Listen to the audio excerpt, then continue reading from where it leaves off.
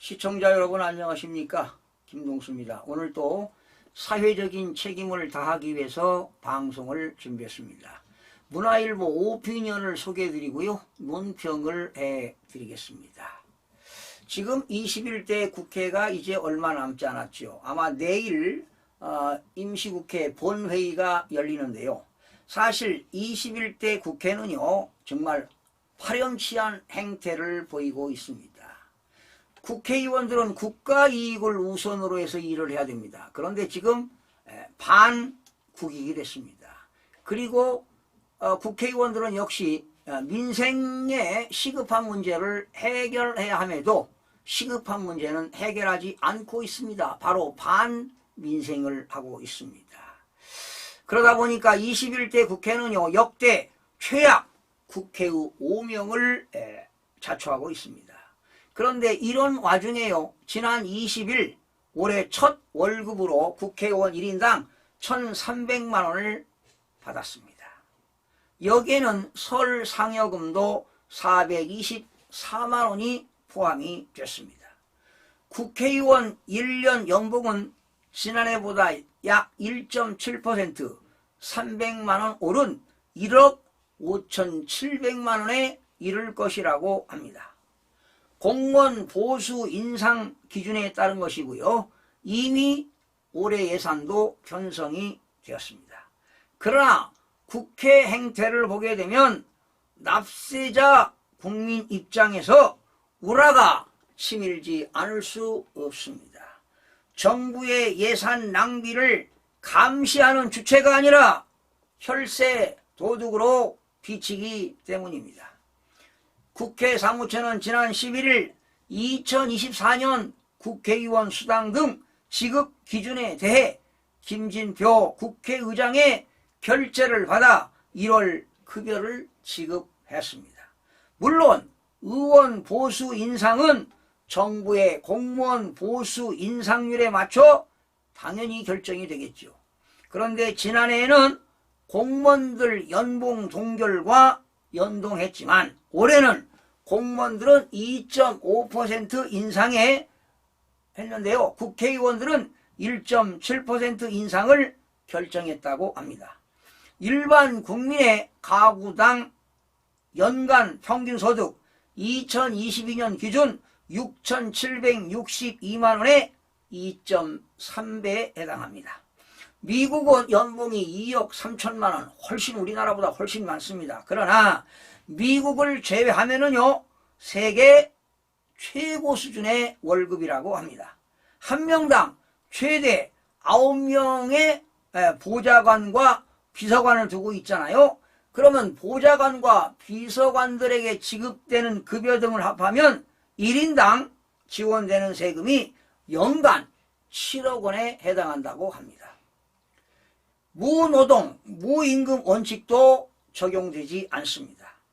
고비용, 비용은 많이 드는데 효율성은 떨어집니다. 저 효율, 입법부의 실상을 보여주고 있습니다.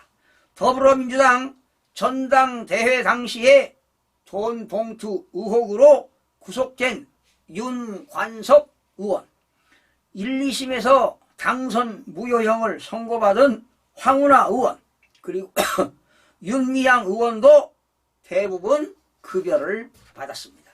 하지만 임기 막바지까지도 의정활동은 개탄스럽습니다. 당장 31일 오후 오늘입니다.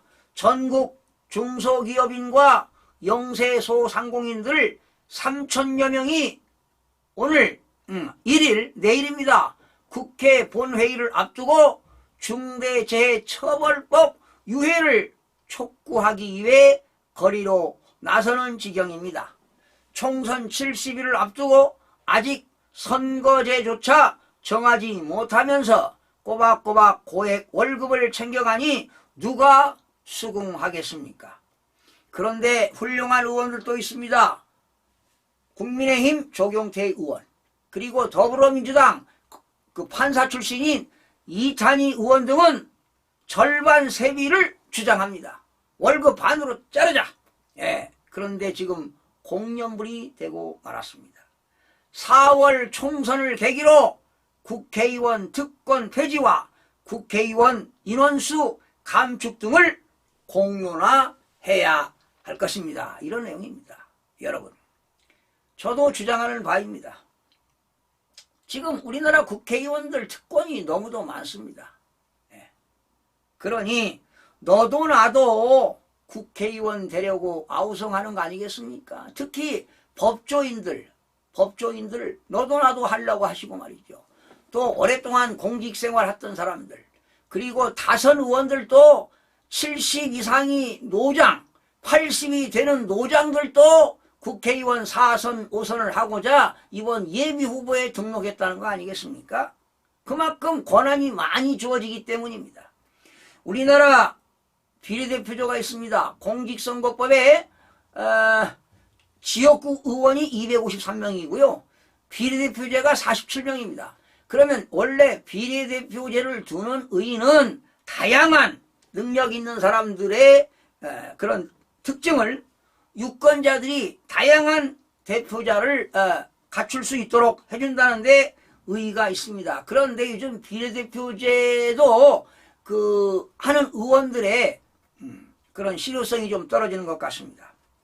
우리나라 공직선거법 21조에는 말씀드린 대로 지역구 253명, 그리고 비례대표제 47명을 두고 있는데요.